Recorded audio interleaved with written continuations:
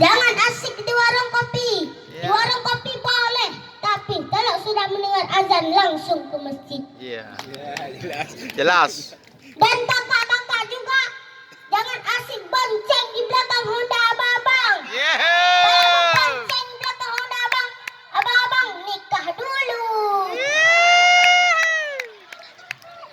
Inti dari pembahasan saya hari ini, ilmu adalah penerang kehidupan manusia di dunia maupun di akhirat nanti. Maka jangan lalai dalam menuntut ilmu, apalagi zaman sekarang, zaman edan, narkoba di mana-mana. Anak-anak dan pemuda-pemuda sekarang lalai dengan game, Mobile Legends, Free Fire, PUBG, yang jelas sudah diharamkan oleh ulama kita.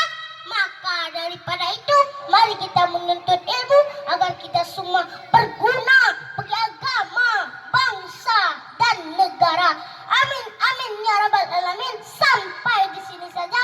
Mohon maaf atas segala kekurangan. Wabillahi taufiq wal hidayah.